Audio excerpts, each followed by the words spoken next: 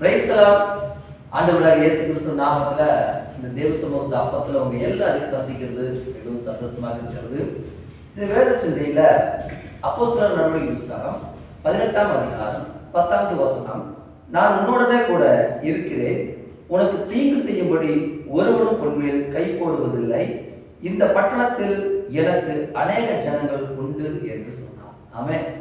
கர்த்தராகிய இயேசு கிறிஸ்துவான தெய்வம் நம்மளை பார்த்து சொல்லுகிறார், உனக்கு ஒரு தீங்கு வராம நான் காத்துக்கொள்ளும்படி உனக்கு இந்த இடத்துல அநேக இடங்கள்ல நீ போய் சுவிசேஷம் சொல்லத்தக்கதான என்னுடைய ஜனங்கள் இந்த பட்டணத்துல இருக்கிறாங்க.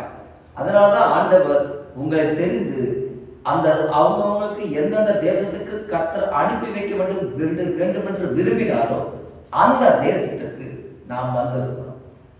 நான் என்னை குறித்து கூட நான் சொல்வேன்னா, நான் குன்னத்தூர் பகுதியில் ஆண்டவராக இயேசு கிறிஸ்துவை சொந்த இரட்சகராக ஏற்றுக்கொண்டு ஞானஸ்தானம் பெற்று வாழ்ந்து வந்தவர்.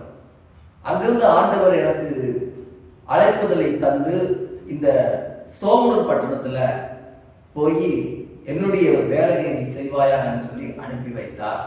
இன்னைக்கு இந்த சோமனூர் பட்டணத்துல வந்து அதிகமாக கர்த்தருடைய வேதத்திலும் அநேக புறஜாதிகளுக்கும் சுவிசேஷத்தை அறிவித்துக் கொண்டிருக்கிறேன்.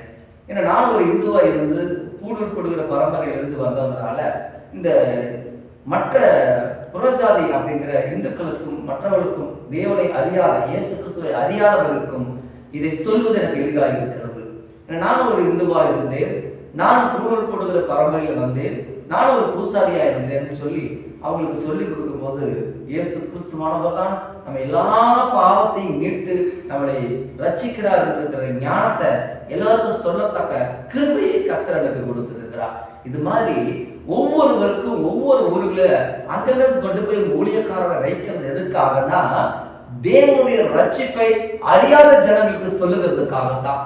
அல்லேலூயா. அங்க பாருங்க, அந்த அந்த கிராமங்கள்ல, அந்த பட்டணங்களில, அந்த தேசங்களில கர்த்தருடைய ஜனங்கள் அநேக பேர் இருக்கிறாங்க. நாம் அவர்களை கண்டறிந்து அவர்களுக்கு சுவிசேஷத்தை அறிவித்து அவர்களின் சீசராக்கி கொண்டு அந்த தேசத்துல வாழ்ந்திருக்க கர்த்தர் கிருபை செய்கிறார். அதனால சொல்லுகிறார், நீ தைரியமா பேசு, ஒரு தீங்கு உனக்கு வராதபடிக்கு நான் காத்துக் கொள்ளுகிறேன் என்று சொல்லி இருக்கிறார்.